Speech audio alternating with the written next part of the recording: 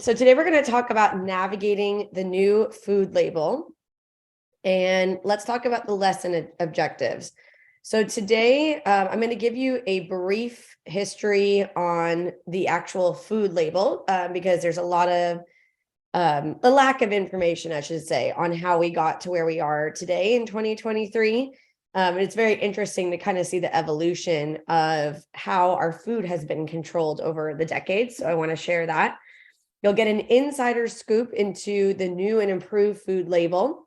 And I'm going to highlight the differences between the old and new one. And we'll learn how to read each component of the food label. All right. So before we get started, this is going to be a highly interactive lesson today, more so than my previous presentations. So for those that are at home, which I think is majority of us versus those that are, out and about, what I would like you to do, and I'm going to give everyone a few moments. You're welcome to turn your cameras off or leave your camera on. I'd love for you all to grab about 2 to 3 products from your cabinet, your cupboard, your refrigerator, freezer. It's not going to be out that long, so it's fine if you want to, but I want to give everyone a chance to do that first, since we are going to be practicing using products that you are all eating. So it would be pertinent and important and relevant to grab something that you guys are eating. So I'll give you a few moments for that. And then we'll continue on with the lesson. So for those that are at home that are going to be watching this later, there's going to be a lag in time here on the recording. So just keep that in mind. I'm going to grab a few things as well. When you say new food labels, when did they start becoming? I'm going to go over all of that today. That is what I just don't know if I'm grabbing a product with the new label or not. No, it's all been changed as of now. So you're just grabbing a product from the cupboard. Doesn't matter when it was purchased. Okay, thanks. Correct.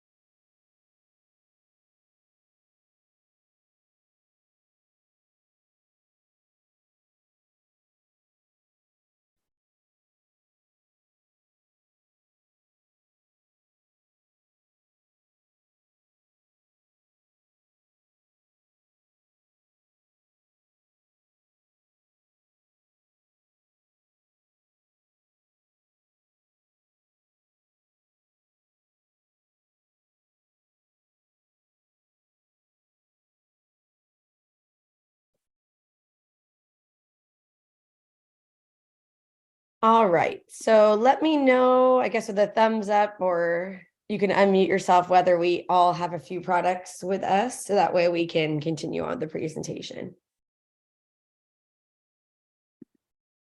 Thumbs up for David. Okay. Everyone else have some products? Okay, great. All right, so we'll go ahead and continue on here. Before we get started, I have a couple questions for all of you, and I'd love to hear, your thoughts and opinions about this. But my first question here is, do you read labels when you go food shopping? Because I am curious to know those that are using the information, and maybe you're here to learn more about why you should be using it. But do you guys all read labels? Okay, David said yes.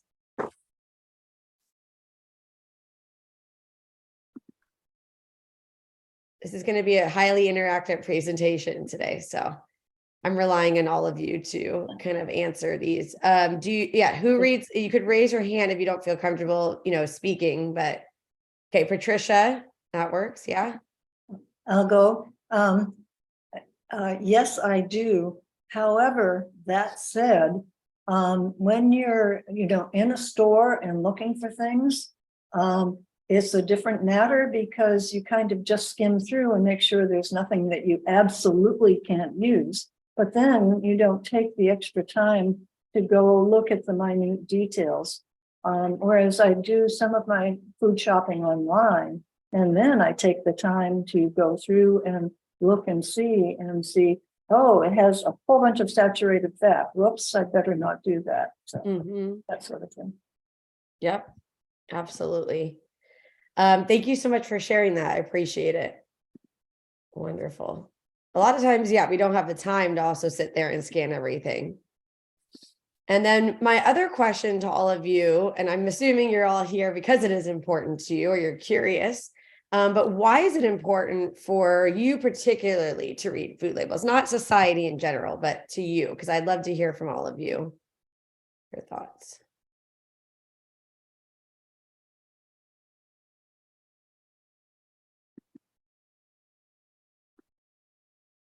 Just to eat healthier. Mm-hmm.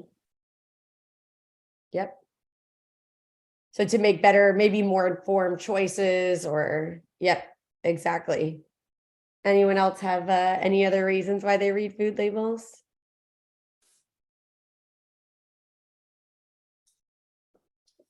Okay. All right. Perfect. Okay. So first things first, I love going over, this lesson is one of my favorite ones, but really the history behind it. And kind of looking at the evolution of how we got to where we are today. So let's go back to 1938. This in this year, the Federal Food, Drug, and Cosmetic Act was passed by Congress. It was really the first time ever in our, in US history that we kind of got a little bit more legislation and policies surrounding, what information was being put out there for consumers. So in this act, it required food to be labeled by its common name, meaning that if something was orange juice, it's orange juice. Like before, there were just literally no rules. Anybody could put anything. If it was jam or preservatives, it would be, required to be called that. Okay. Seems silly, now in our day and age that this wasn't around prior, but, we have to start somewhere.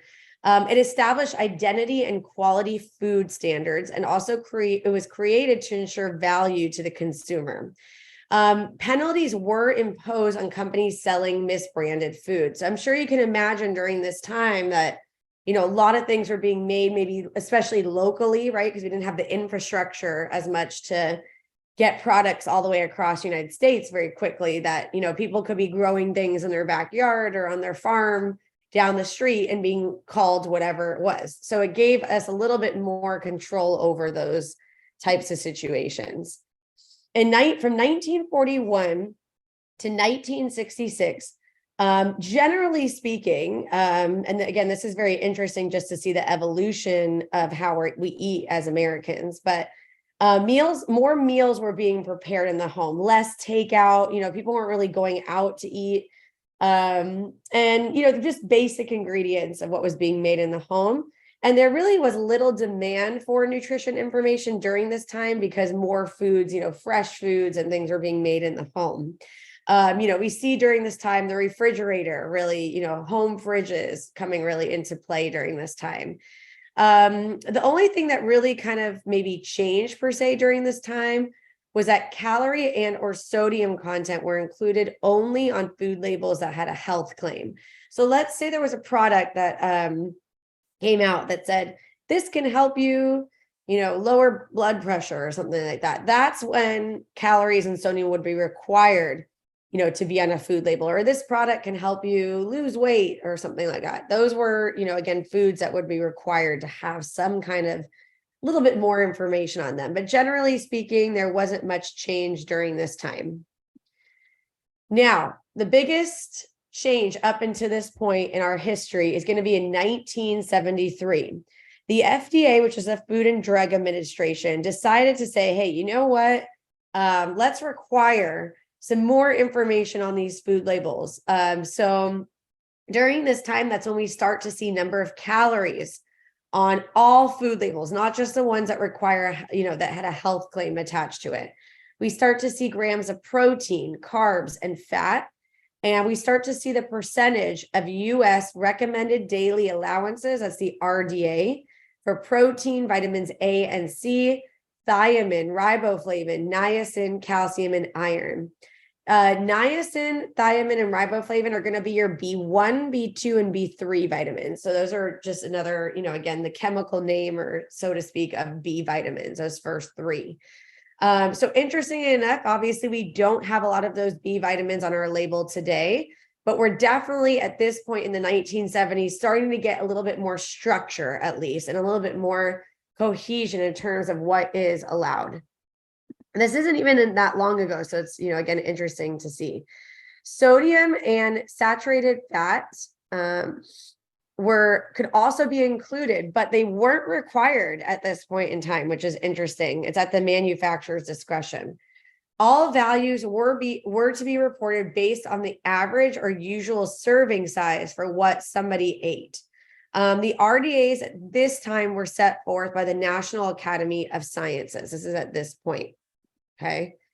Now, again, we're evolving. Nothing really happened for about 20 years. Okay. So 20 years goes by, we're kind of hanging out at the same spot.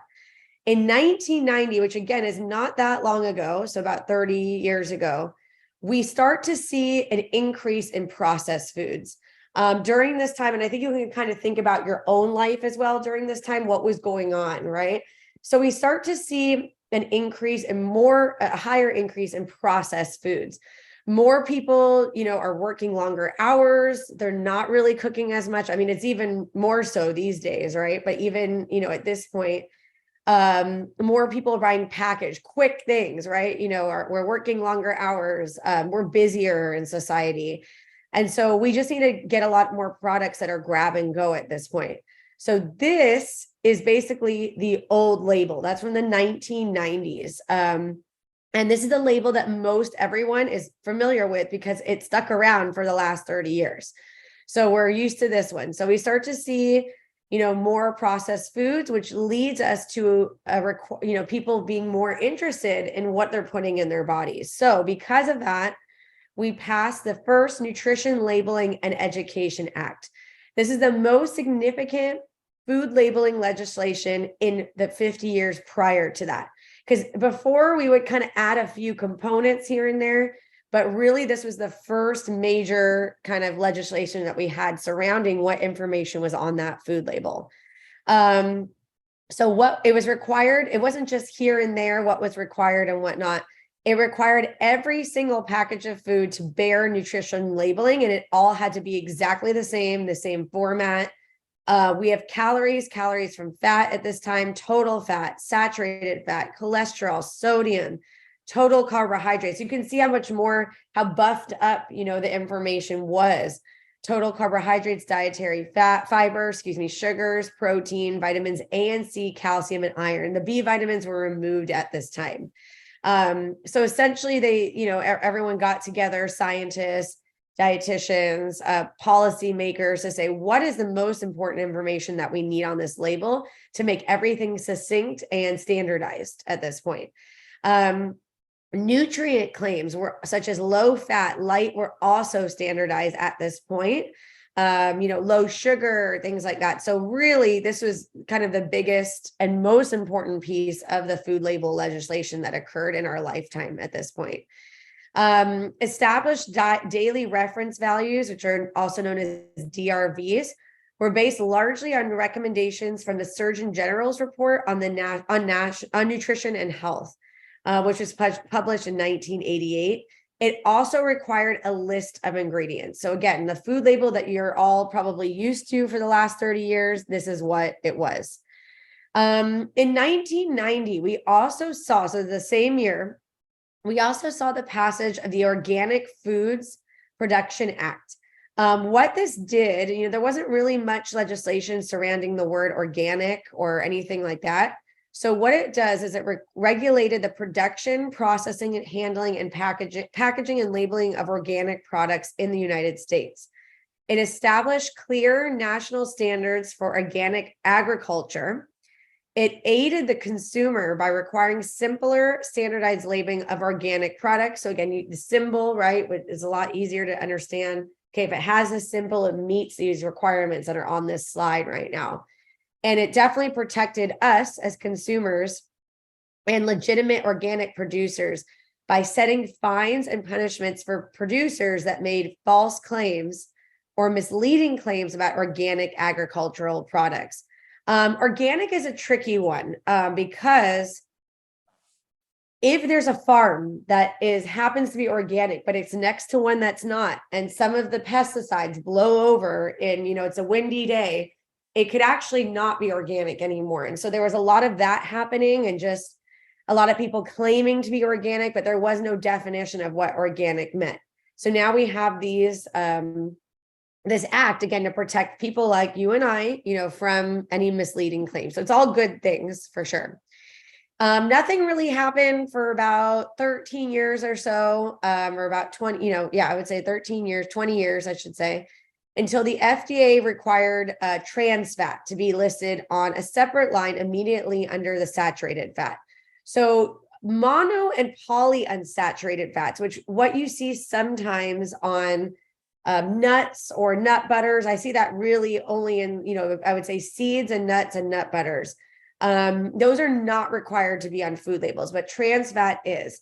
Trans fat is a type of fat that is taking a liquid fat and putting it through a process called partially hydrogenation or hydrogenated, and it makes it into a solid fat. It is not a naturally occurring process in our food supply and our environment, and it is a fat that definitely is harmful to us. So it could lead to heart disease, diabetes as well. It's tied to a lot of heart issues. So now that we know that, and we've seen that, we saw a lot of food companies using that product because it's cheaper for them to take something like corn oil and make it into something that's solid so that products last a lot longer on the fridge, on the shelves. We had to require it now. So it's on there. In 2004, so about 20 years ago, we saw the passage of the Food Allergy Labeling and Consumer Protection Act.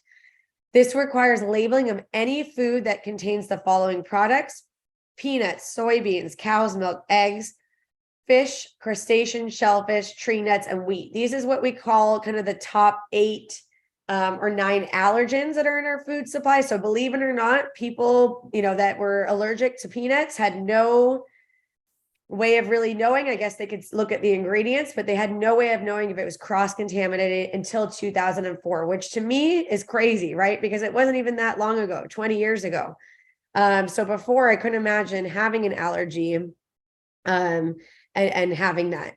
Oh, thank you. I just saw the chat, and I appreciate your response in the chat about why you read food labels. Someone mentioned family history with celiac disease, diabetes, heart disease, and osteoporosis. Great answers of why you would look at food labels. So thank you so much for sharing that. Appreciate it. All right. And then in 2010, the Affordable Care Act was passed, and this required, I think we're familiar with that when it comes to insurance, but there was more to it than that.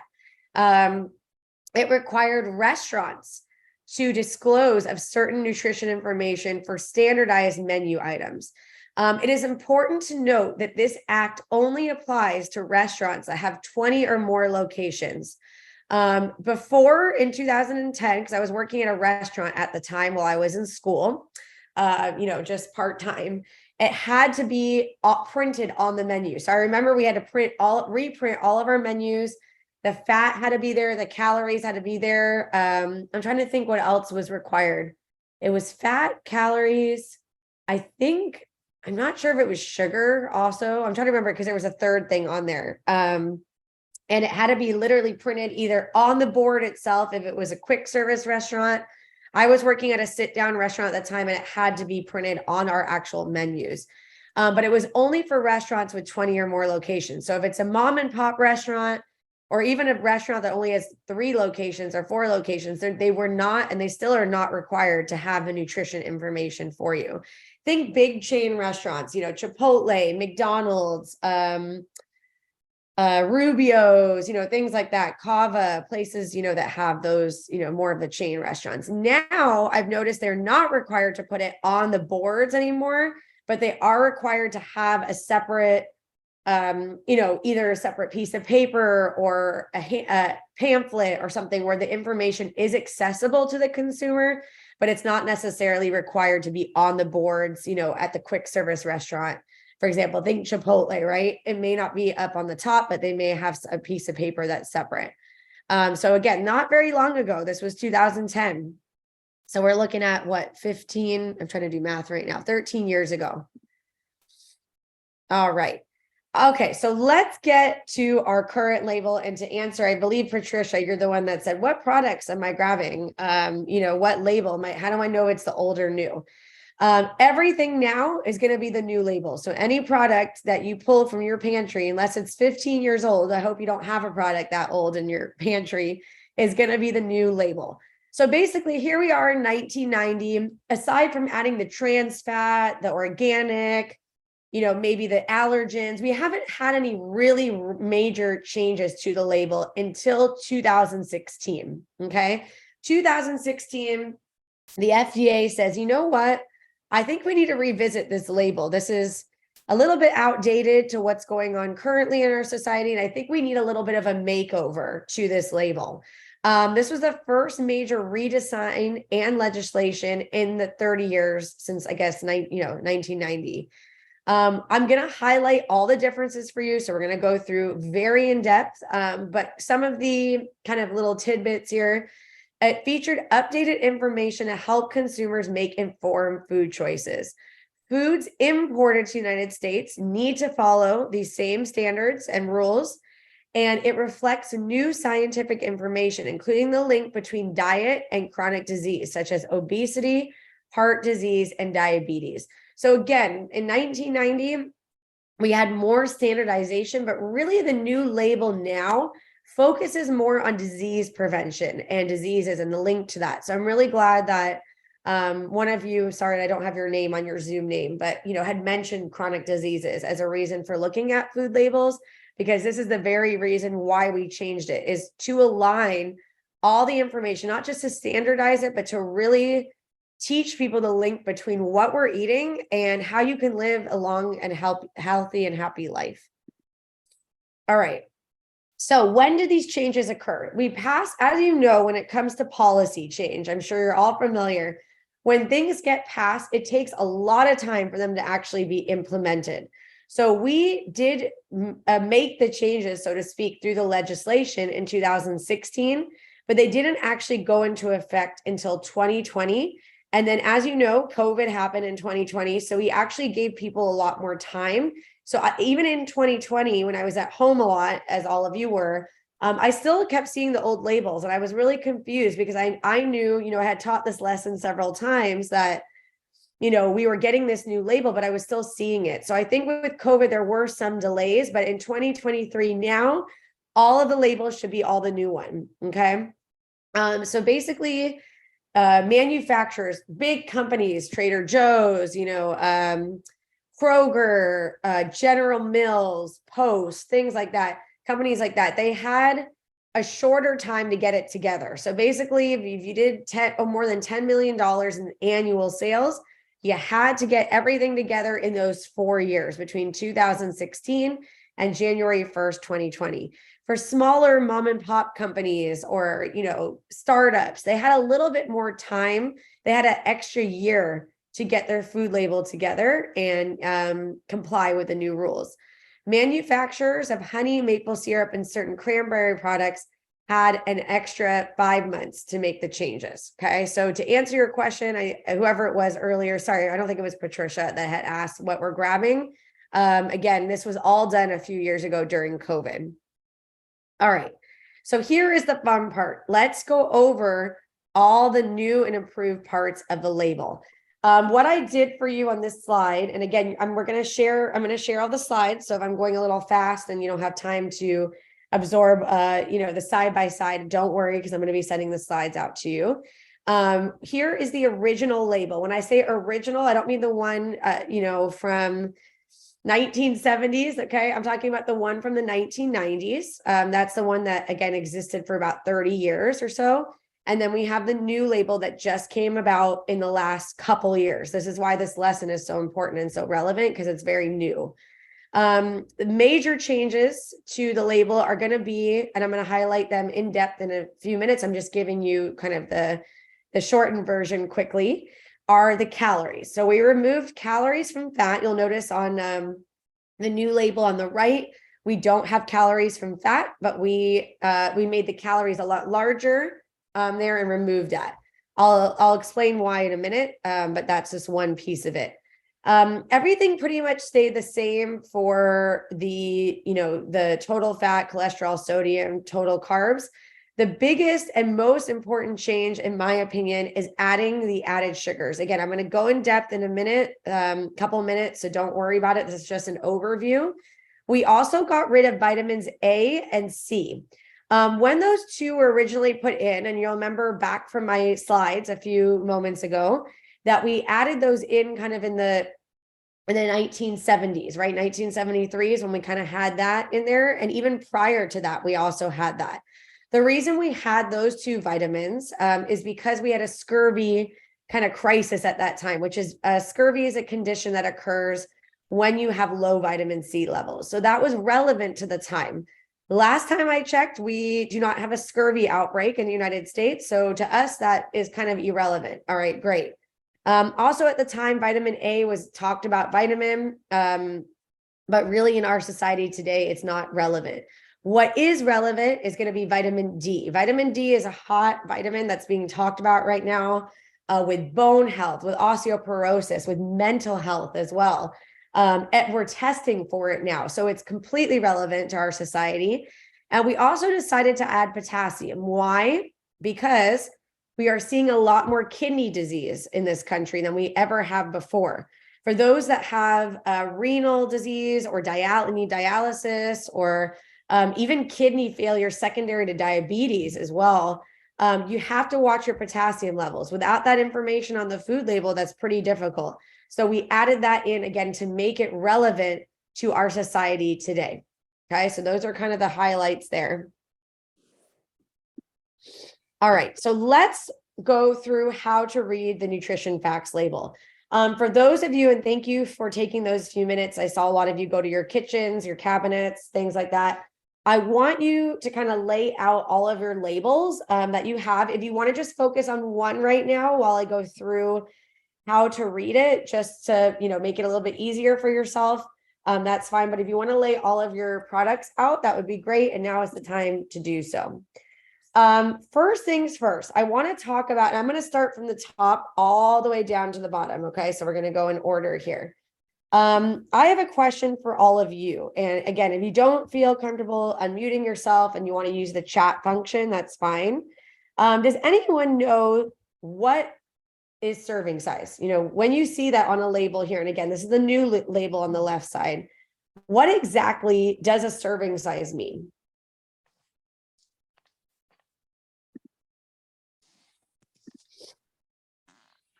And again, if you don't feel comfortable unmuting yourself, you're welcome to use the chat function. Basically, it just means it's a way of assessing what you're getting in the package, how many servings you're getting, first of all, but also assessing what the nutritional value is of each serving. So some things have just one serving per package and others have several. And so you need to kind of calculate that yourself to make sure you're getting the serving size. And so if you eat two of something, you have to double those numbers, basically. That is correct. Very good. So you're actually referring more to servings per container.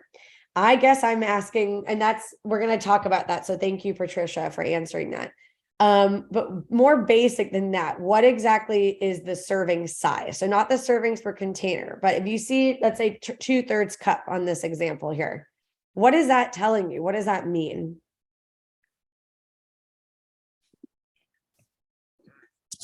That's a good question, because you might not want all of the values in that serving size. Correct. Like you might You want to have a smaller serving, basically. Correct. So the serving size, and I know it can be very confusing. Again, that's why I'm going over it. So don't worry if you don't know. The serving size is basically an amount of food that people typically eat in one sitting. So that's what it's defined as. It may not be a recommendation of how much to eat. So what Patricia is saying is you may not even eat the full 2/3 cup and maybe half of that. Or the serving size could be 1 cup, but you're like, you know what? I just want half a cup. I'm not even that hungry. But typically it's how we define what one adult or one person is eating in that moment of time. And then everything, as Patricia was mentioning, so that's the part you got there, is everything on the label from the top down is calculated based on that suggested serving size. It is a suggested serving size. It's not always going to match what you do as an individual, but when it comes to labels, it can't be individualized. It's just, we have to go with what the majority is, right? What are most people doing? That is very confusing though to a lot of people. So again, that's why I want to go over and define what it is. So basically it's dictating to you what is recommended in that one sitting to eat at that one moment in time. Okay. Now, Patricia, you got this one right. So I was asking, you were kind of talking about servings per container. So in this example on my slide here, how many total servings are in the entire package or container here?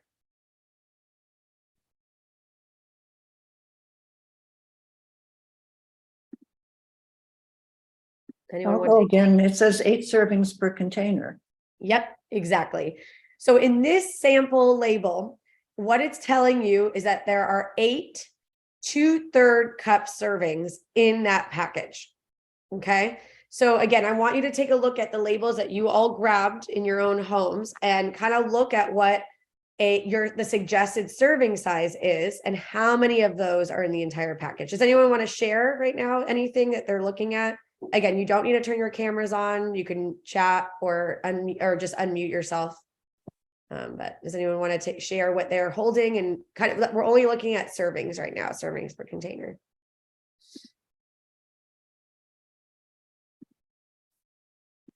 Let's see what I have here. So I have Triscuits here.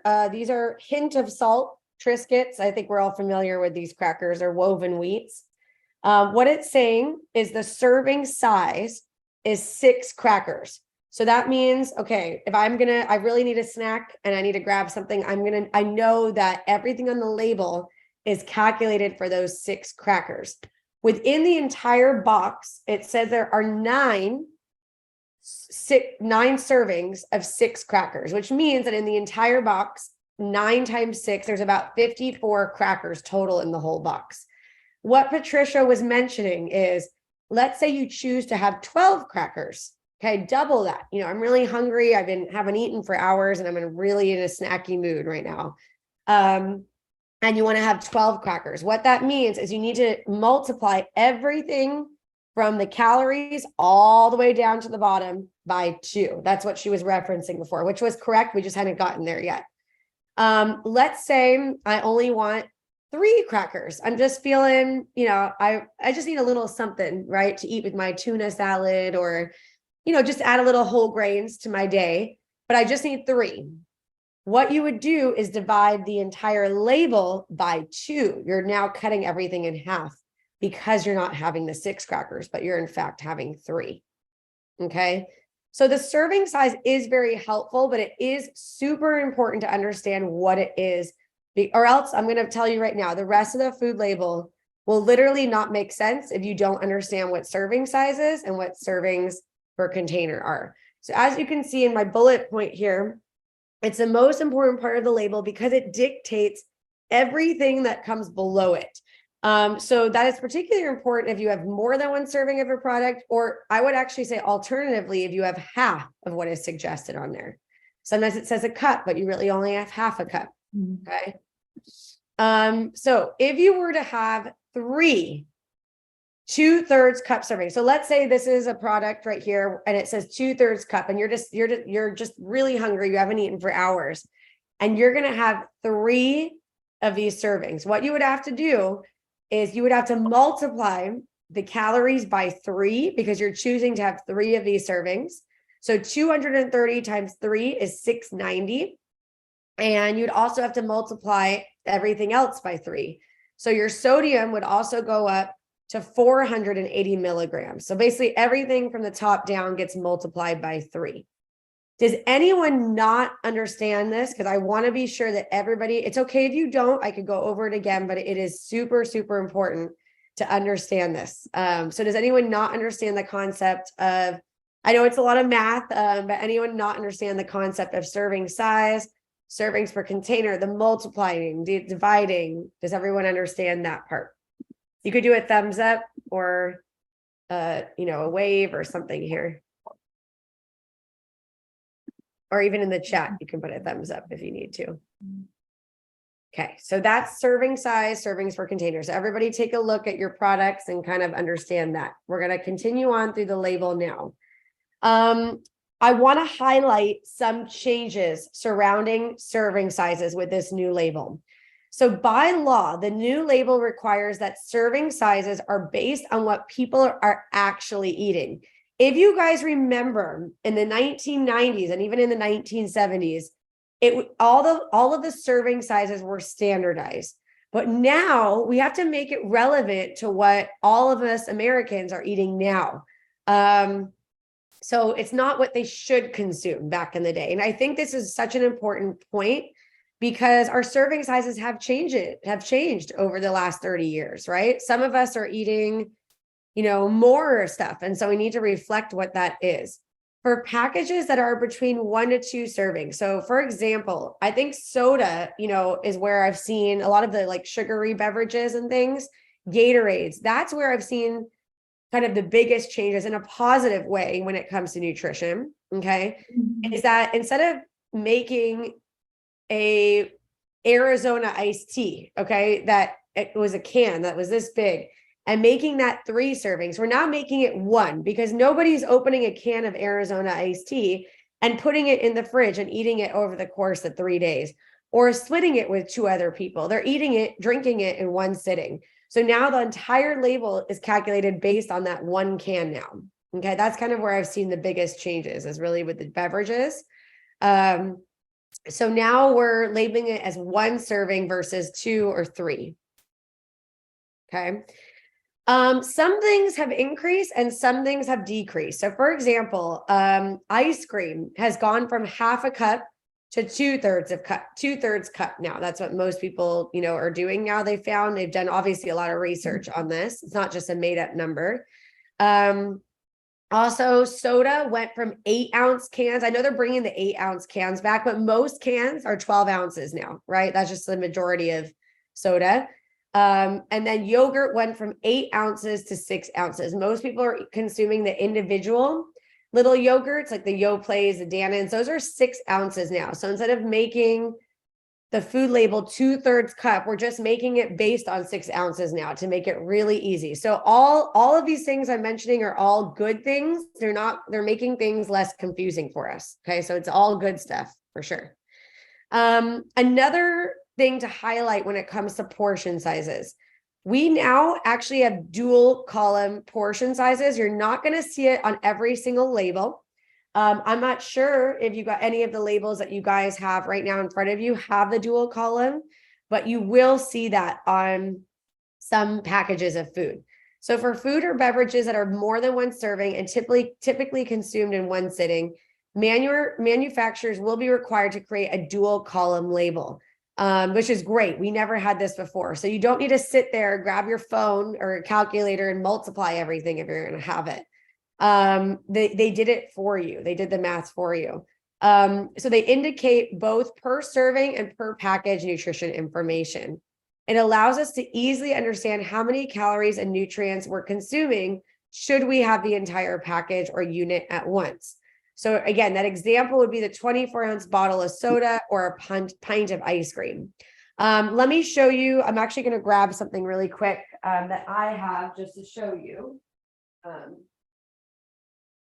I still have that here. Oh yeah, here we go. So I have these high protein veggie burgers from Trader Joe's right here. These are in my freezer. I want to show you all the dual column labels. So in this case, you'll see that what the nutrition information is for one of the veggie patties But because there's only 2 patties in the entire container, they calculated how much calories, sodium, fat are in both veggie burgers because there's only 2 in the entire package. So this would be an example of that dual column package label. On the Triscuits I showed you, you're not going to see a dual column label. Why? Because there are 9 servings in here. So they're not going to make a column for 9 servings because that would be somebody that's eating the entire box in one sitting, which can happen. Okay, I'm not judging, it happens, but it's less likely, okay, than somebody having 2 veggie burgers in one sitting, for example. Okay, so I just wanted to show you kind of the differences here between the 2. So again, if it's something like Cheerios or a big thing of oats, you're not going to see the dual column, but if it's maybe something that only has 1 or 2 servings in it, you may see that. Okay. Looks like we don't have any questions thus far, so we're making it through. All right, I'm going to teach you all something called the 5-20 rule. This is a really great tool for all of you when you don't want to spend hours shopping in the grocery store looking at labels, but you want a quick and dirty way to kind of know if something is good or bad for you, okay, or healthy or not so healthy for you, if you want to use those terms. So what I want you to do is, if you're taking notes or just, up here somewhere, I want you to make 2 columns in your mind or on a piece of paper on your phone, wherever is convenient for you. In the first column, I want you to write the following nutrients down. Saturated fat, trans fat, cholesterol, sodium, and added sugar. So it's going to be all the nutrients that I have listed on the slide right here on the left side on the column there. And then on the other column, I'd like you to write fiber, vitamin D, calcium, iron, and potassium. Okay, so basically fiber and all your vitamins and minerals on one side. Okay, so this is how the 5-20 rule works. It uses the percent daily values on the right side of your food label. Okay. And what it is basically the nutrients on the left column that I had you all write: the saturated fat, the trans fat, the cholesterol, the sodium, the added sugar. We want those to be as close to 5% or less as possible and not close to 20. Okay. And then the other part of it is we want the nutrients on the right column that I told you, which is the fiber, the vitamins and minerals, to be closer to 20%. It's the opposite, and not as close to 5%. That means it's low in that nutrient. So basically, we want to try to keep those percentages of those nutrients that we need to be a little bit more mindful of because they're not as good for us, as low as possible, and the nutrients that are good for us on the right column to be as high as possible. All right, so I want you all, we're going to practice the 5-20 rule right now using the products that you guys grabbed from your kitchens. So I'd like you to look at it and scan the percent daily values on the right side to know if something is high or low in that specific line item. So what I'll do, since I know a lot of you are shy today and not really sharing, is I'm going to read you the Triscuits here. So for saturated fat and trans fat for Triscuits, I have 0.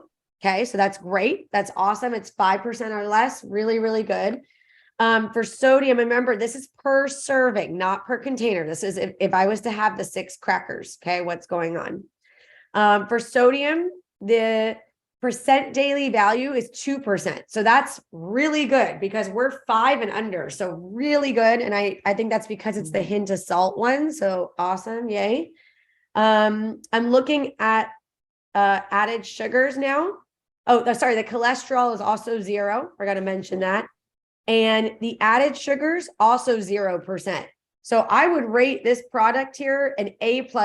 Really, really good. Okay. With the 5-20 rule. Awesome. Great. Really good. Let's take a look at, let's see, because I know I only have what I have because I know no one's really kind of sharing, but I have something like Cheez-Its here. Okay. These are reduced fat Cheez-Its, and I'm going to read the 520 rule to you. Okay, we're just doing the left column right now of the items to kind of be mindful of. So for this one, I have saturated fat as 5%. So not bad, because we want to stick with 5, as low and close to 5 as possible. For trans fat, I have 0%. So that's really good. For cholesterol, I also have 0%. Very good. For sodium, I'm at 10%. And this is for, the serving size is 29 crackers, by the way. So 29 Cheez-Its. This is what I'm calculating here for you. So we're at 10%. So not, I would say it's right. It's a C if we had to give it a grade, right in the middle. Not really high, but not great either. So kind of just right in between. And then for added sugars, I have 3%. Okay. So that's not bad either. Okay. So I would say for this one, obviously the Triscuits are going to be a better option for you if you were, going in the cracker aisle at the market. And say, you know what, it's not bad, but I mean, there's definitely better options. Okay. Just so you guys have that information. Any questions about the 520 rule? I'm going to go over sugars in depth. So if your question is related to that, we're going to get there, but I just wanted to know if anyone has a quick question about the 520 rule. I have one. Yes, please. I have a bottle of sauerkraut, Okay. and it says fat, sodium, carbohydrates, and protein. So the only one that has anything is sodium at 8%. Okay. And remember, we're not looking at total fat. We're looking at only saturated and trans fat as part of the 520 rule. And we're not looking at total carbs. We're only looking at added sugars. So just to, Oh, I see. Okay. So this one doesn't have anything but sodium. you mean listed on required on the label? Right. I'm not sure how that happened. Is And it because it should, all labels, regardless of the size of the company, are required to have all this information on it. Do you mean it says 0? It says total fat 0, sodium 8%, total carb 0, protein 0. And then it has potassium 30 milligrams 0. And then in small type, it has not a significant source of saturated fat, trans fat, cholesterol, dietary fiber, bad sugar, or total sugars, added sugars, vitamin D, and calcium or iron. Okay. So so at least they have that on there. I'm not sure why they're not following the correct format on here. I mean, that would be something I would question is, yes, they did write that. That implies that there's probably 0 grams of all of those things or less than 0.1, which is why it's there, but it should be in this format. I've never seen a label that looks like that before. So I'm not sure. Is this small mom and pop kind of company or? No, this is Simple Truth Organic. Yeah, that's a big company. That's basically Kroger brand. Yeah. Is Ralph. So how would I interpret this then, that it's? So if it's not a significant source, it's 0. So that means it's 0% daily value for those items at the bottom. So all I'm getting is sodium out of it. Yeah, and I don't know, what is the serving size? Is it a tablespoon, teaspoon? 2 tablespoons. 2 tablespoons. Okay, a tablespoon is about the size of your entire thumb. So it's saying that in these 2 tablespoons of sauerkraut, that you're getting about 8% of your daily value for sodium. So I would say it's not horrible. Again, it's close to 5 as possible. If you're worried, you could always, first of all, making your own is always the best, but not everybody could do that. You can always drop it to 1 tablespoon instead of 2, on your meal, whatever you're using it for. And that will drop the sodium down as well to half, which is only 4% of your daily value. And that's what you could do if you're worried. But yeah, it's not horrible. I'm sure there are other options that it's higher in the percent daily value of sodium. So that's not bad. We want to be as close to 5 as possible. Okay. Thank you. But thank you for bringing that up. I appreciate that. May I bring a? Yes. Yeah. nutrition? Okay, so Yes, I please. have a Near East rice pilaf mix, Spanish rice. Mhm. And I do like to watch my sodium. Previously, the other labeling used to kind of tell me when I added the spice pocket, and now it looks like they've combined it perhaps. The sodium is greatly above the 5% rule. It's 32% as packaged, and as prepared 35%. And the serving size says 2 ounces of rice, which is about 1/3 cup dry, and 1 tablespoon of seasoning mix. So what I've done in the past is just add a little bit of the seasoning mix and maybe low sodium broth or something like that, or just water to cut that back. But I'm not, now that I look at this, I'm not sure how I can get it to 5% the way it's labeled. And I don't know how many tablespoons are in the seasoning package. I guess I would have to measure it out and then divide it. Any suggestions? It has low fat directions on the box saying omit, the olive oil and add more water, but it doesn't say about the sodium, what to do about that. Yeah, great question. First of all, that is a perfect example of how we changed our packaging. Before they would do it separate, which I guess if you're really trying to watch your sodium, that would have been more helpful, but they know that most people are making it with the package. So they said, let's make this easy for everybody. Let's calculate the whole thing as is, because that's what people are doing. So that's a perfect example of how we changed our food labels to match what people are actually doing. Now, in your case, here you are trying to be healthy.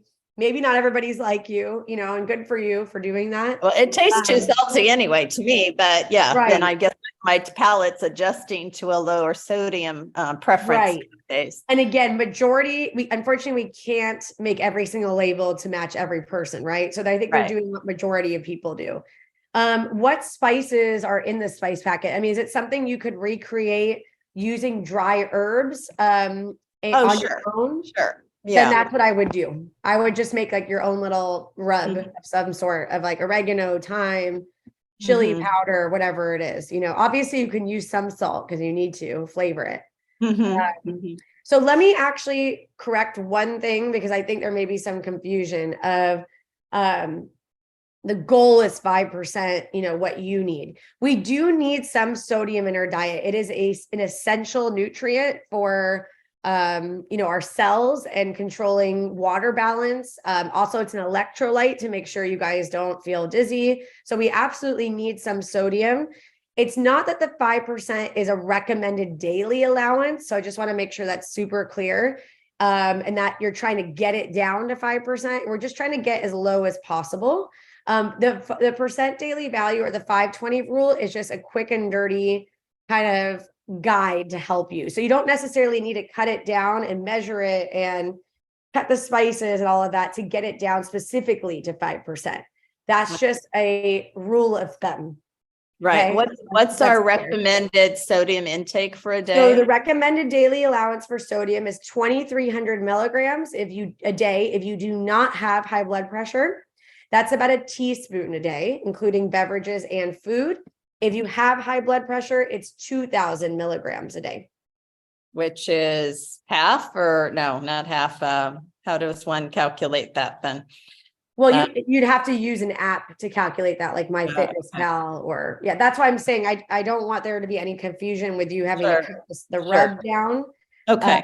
It's just that this is just a quick way if you were in the market to be like, I'm scanning. Oh my gosh, it has these veggie burgers have 21%, salt in one burger. Like, oh my gosh. And just know, but you don't have to sit there and calculate your milligrams of sodium. You would have to use an app for that to know. Okay. Yeah. I just want to make sure there's no confusion. Yeah. And on the 20% rule, to just scan labels more quickly when we're shopping for the fiber and the minerals and the D and the iron and potassium and calcium, are we looking for like 20% or higher if we can?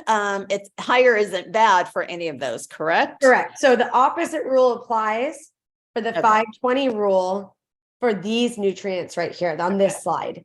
Now, there are caveats to this rule. One of them being Not every product contains vitamin D. A lot of our food supply does not have vitamin D naturally occurring. So I know, because I'm a dietitian, I do this all day, right? That there isn't vitamin D in whole grain products. It just doesn't naturally occur. So because of that, I know that I'm not going to ding the Triscuits for not having D. There's going to be 0%. And in fact, yep, 0% right here. Vitamin D and calcium really are only found in dairy products and products with fish, sometimes eggs, or maybe it's fortified with one of those. So I'm not going to necessarily ding a product because it doesn't meet the 520 rule for some of the nutrients. So there's always caveats to the rule. And I wouldn't necessarily say a product is bad if it doesn't have it, but it's just a good, quick, and easy way, as I said, to scan products to know if it has it. If it's something like yogurt, or by the way, this food label, if you're curious to know what it is, it's for ice cream, just so you guys know. Okay. So we know that maybe it's going to be high in calcium because it has milk in it. Okay. So that's great. But again, something like this is not going to have calcium in it. So is this product bad? Not necessarily. I just know from, what I do for a living that certain products don't have certain things in it. Okay. Now this is interesting because this is ice cream, and ice cream typically doesn't have fiber. So I don't know if this is like a mocha almond fudge ice cream or something with nuts in it, that maybe that's why it has fiber. In this case, this sample label here that we're looking at, because typically, something, I'm trying to think, like ice cream wouldn't have fiber. So necessarily it's going to be 0. So I'm not going to ding it necessarily for not having that, because I know it naturally doesn't have fiber in it. Okay, if that makes sense. Cool. By the way, we are so short on time here. I didn't realize. So we're going to have to, actually, we're at time now. So I'm not sure. Is it okay, Vania, if we go over, or do we need to end the recording now?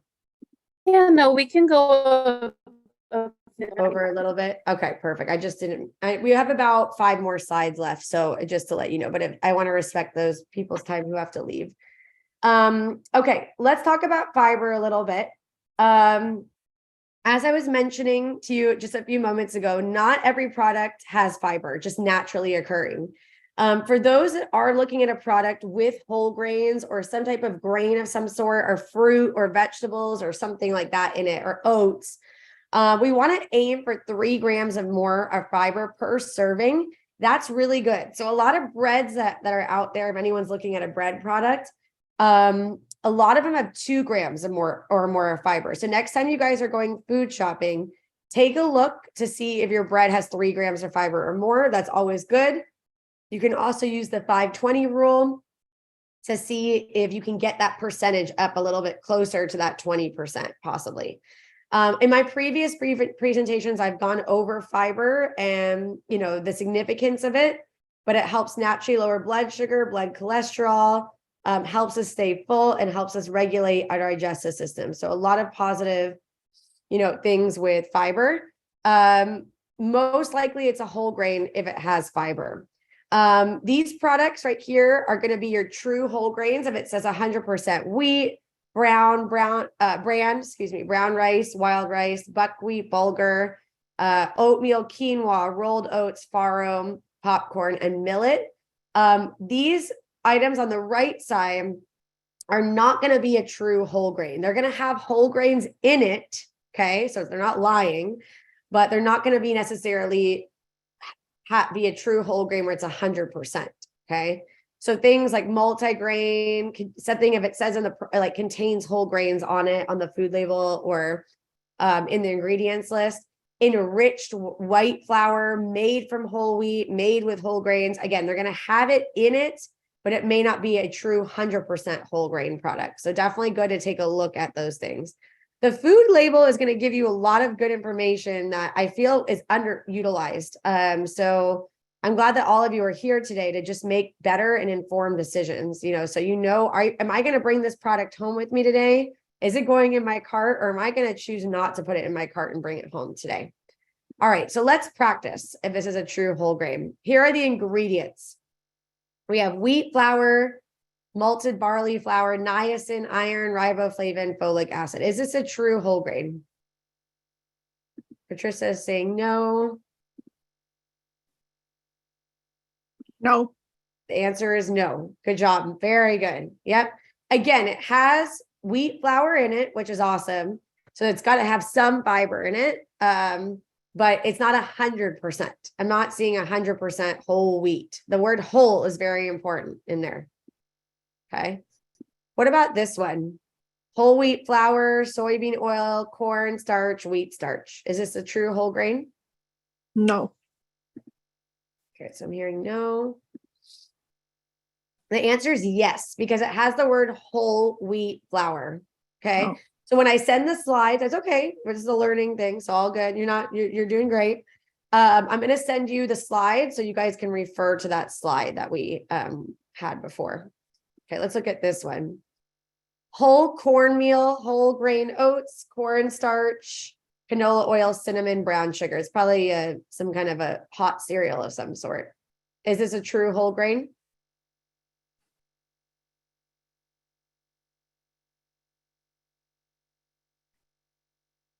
The answer is yes. Corn is actually considered to be a whole grain, and because it says whole corn meal, it would be considered to be a whole grain. So yeah, again, and a lot of interesting stuff here, huh? For sure. Now, the biggest thing that I want to go over in the next couple of minutes, and then we're going to be done today. So if you can stay with me, it looks like all of you are. That's awesome. Are added sugars. By far, this is the biggest and most important part of the changes that were made to the label, because before, the old food label did not separate added sugars from naturally occurring sugars. So we had no idea what the breakdown was. I had ways of teaching people when I would teach classes on food labels to look at the ingredients list, and we could pick out the names of added sugar. But I would have no idea what the breakdown was to teach people. And nobody would know. Okay. I'm just a consumer like you guys too. So now we decided to hit the sugar industry. Of course, they were upset about it, but I really don't care at all, because sugar is such a important nutrient to be mindful of. And now we exposed them, basically. We exposed what is the breakdown in this of added versus naturally occurring. The way you read this, it's a proportion. We're going to go back to elementary school to proportions here. 4th or 5th grade when we learned them. I don't know when they taught it. But the way you read this is the total sugars are 7 grams on this label. 4 out of the 7 are added. Okay. The other 3, okay, we're doing some subtraction here, are going to be naturally occurring. We know that a lot of food groups have natural sugar, things like fruit, some of your starchy vegetables like corn, peas, potatoes. We know that whole grains and grains have naturally occurring sugar. Protein typically doesn't. And then we have dairy products. Lactose is a naturally occurring sugar. So we can't ding those products and those foods because it just naturally has it. So now we know the breakdown. Some labels I see are 100% added sugar. Okay, so there's 12 grams of added sugar, 12 grams of total sugar, all 12 are added. There's no subtraction needed in that case. 100% of that sugar is added. But if it's 10 out of 12, for example, the other 2 are natural, we know there's 10 grams of sugar in there. So that's pretty high. That's pretty bad. You're going to use that percent daily value, that 520 rule for that added sugar as well. Okay. All right. What is considered to be an added sugar? The FDA defines an added sugar as something that is added either during the processing or packaging of foods. Sugars from syrups and honey are also considered to be added sugar. So honey by itself is a natural sugar, but when you add it to something that doesn't normally have it, like bars, a lot of granola bars have it, right? Or oatmeal, things like that.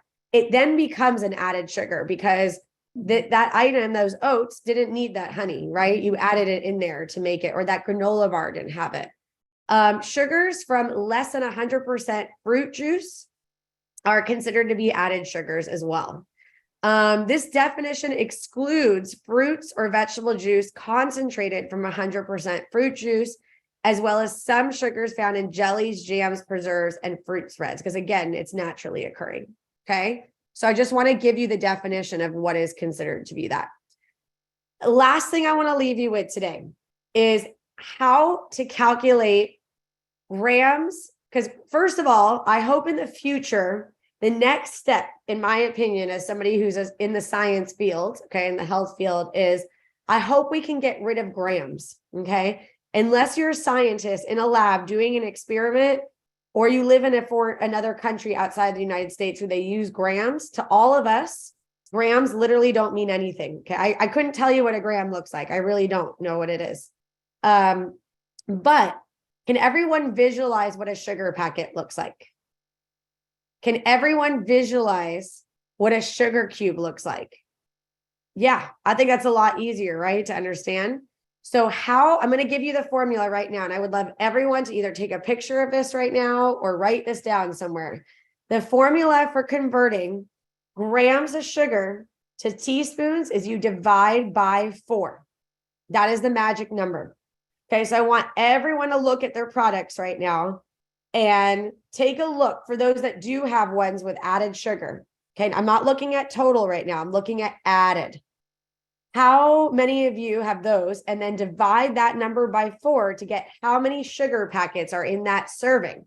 Now I'm going to go back to something that Patricia said a few moments ago, is let's say you have 2 of those servings.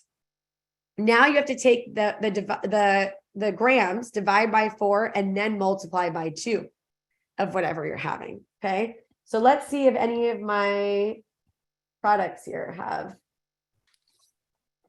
Okay. So this is a chewy bar. Okay.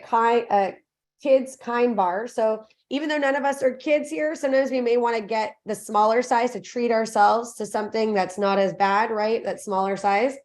In these kind kids bars, which are smaller, they're peanut butter chocolate chip. I have 5 total grams of sugar. All 5 are added. That means 100%, okay, is added. If I want to know, okay, what the heck is 5 grams? What does that mean? And I want to know how many sugar packets. In one little kids kind bar, there is 1.25 packets of added sugar, and I can visualize that a lot better in that bar. I might as well take a packet of sugar and just go like this, right? So it is a lot. This is a very powerful tool for all of you to have in your toolbox next time you're going food shopping, and something I want to bring up to you. I actually can do an entire lesson on just sugar, so that will be for hopefully another time, but I just wanted to at least introduce you to this topic because it's very, very important to understand how to read that proportion and then how to convert those grams into sugar packets, sugar cubes, or teaspoons. Okay, any questions here? Pretty powerful stuff, guys. I'm telling you, it's the food label is going to give you a lot of really good information. So you can it gives us as consumers the power back in our hands and takes the power away from the food companies. It's underutilized. The label is there for you. It's been redesigned to be easy for you. But the question is, are we using it? And I hope that this lesson today inspired all of you to use it a little bit more. Okay.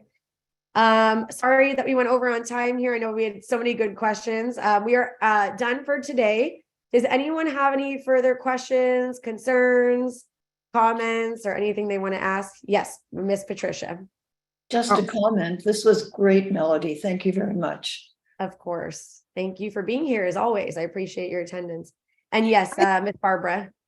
I have one question. I'm still confused about the sodium, because when I look at the packages in the store, like you have the veggie burgers, I quit buying any of those because there's so much sodium in them. Mm-hmm. So if you buy those types of products, you shouldn't be eating them all the time. Like you have the veggie burgers, and I think they look good to a lot of people, but I'm in the store looking the sodium content of most of the packaged foods and not buying it. Right. So remember that we do need some sodium in our day. The question is, are we going over those 2,300 milligrams? I'm just going to use that amount because I don't know, obviously, everybody's health conditions here. So I'll just say what the general public, right, needs 2,300 milligrams a day. we do need some sodium in our day. The more food that you make from scratch, and obviously home cooked food, how we were living back in the 1940s, 1960s, right? Where we didn't have a lot of processed foods. That would be the best way to monitor your sodium intake. So how, and I'm sorry, I don't know your name because it just says MLCP, but what she was saying is she is kind of recreating, gonna like use less of the package of salt for that rice pilaf that she's making, or trying to just not using it at all and adding her own sodium or making her own spice rub to add to that pilaf to help cut down. But we need some. So the argument is if you are kind of watching the rest of your day, this veggie burger can easily fit into your day. Okay. I eat these and I'm a dietitian because I know that the rest of my day, I'm trying to have salads with making my own salad dressing. And I know I barely put any salt in that. And I do need some because I work out. I'm going to need some electrolytes and I do need some sodium. It's a vital nutrient to our diet, but it's okay to fit in products as long as you're monitoring your whole day.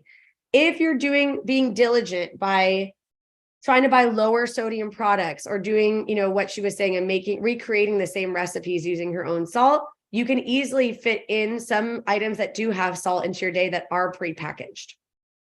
Okay. Okay. So you don't have to completely cut it out as long as you're monitoring. What matters most is your total intake for the day. Yeah. I'm basically cooking at home, but Right. yeah. So if you're cooking mostly at home, which I know is the best way to eat, and I know that you're making recipes and you're just doing a pinch of salt here and all of that, you're probably not near the teaspoon of salt that is required a day. So something that is prepackaged, like let's say you want to have something that's prepackaged for dinner, that you probably could fit that in your day, considering that the rest of your day was very low sodium in general. Well, I figure when I eat out, there's enough sodium in that stuff that I. Correct. So if you're eating, let's say somebody is eating out for all their meals and now they're eating frozen dinners and they're eating a lot of snack foods like the Triscuits that are full salt or, whatnot, that's when it becomes a problem. But I think you can easily fit in anything into an overall healthy diet as long as you're monitoring the rest of your day. It's not a problem. Okay. Thank Great you. question. Very Yeah. good. Okay. I do have another quick question, hopefully. I try to watch fats because of family history of heart disease and such. And some of our younger family members now are converting to cooking with more of a coconut oil in their baked good products and things and think that it's very healthy. I always was under the impression it was more saturated and not healthy for my family. And I was wondering if you could just make a comment about that, how the industry is kind of switching and, feeling it's more natural or something. I don't know. Yeah. Yeah. So it's funny. This question's actually been brought up, I think, in maybe 3 out of the 4 lessons that I've taught, which is about coconut oil. So that's really interesting. That's okay. I can say it again. Doesn't hurt to reiterate more information, right? The more info you have, the more educated you are, right? So when it comes to, and the reason we got rid of the calories from fat is because not all fats are created equal. And we were realizing that people were picking up a jar of all natural peanut butter and saying, oh my gosh, the calories from fat are almost the whole thing, and then putting the jar back on the shelf. And we got rid of that because it doesn't differentiate the types of fat. And people were really just not educated on it. So now on your new label, you will not even see the calories from fat. Not all fats are created equal. We have mono, poly, unsaturated fats that are really heart healthy. So things like fish and olive oil, and actually all of your vegetable oils, really. So soybean oil, safflower oil, grapeseed oil, your nuts, your seeds, your nut butters, things like that. Those are all really healthy fats. But then we have fats that are saturated fats and trans fats that are going to be more harmful to our health, particularly our heart. Okay. Coconut oil is has the highest amount of saturated fat out of any type of cooking oil or oil. So I do not recommend it. The reason it became popular is because it went hand in hand with the keto diet, which people were doing. So I don't recommend any of your tropical oils. Those would be your palm kernel oil, palm oil, and coconut oils. I would recommend more of your vegetable oils if you're going to be cooking. So yes, I don't recommend it. Okay. Thank you. Yes, of course. And on those products with coconut oil, coconut flakes, you're going to see that percentage, that percent daily value for our 520 rule will be quite high. So, and if you're curious and you want to go to the market next time and take a look without buying it, you can also look at the coconut oil too, if you're curious. Well, But then Melody, thank you so avocado's much. okay I because it's really- plant. Yeah, thank you. I know we've taken quite a bit of your time. I know you've also probably have a busy schedule, but thank you so much for giving this presentation. It was super informative, and I think a lot of people will enjoy looking back on it on our YouTube channel. Thank you so much. Thank you. I appreciate all of you, and I hope you have all a great summer too. Thank Great. you. Thank you so much. Have a great day, everyone. Goodbye. Thank you.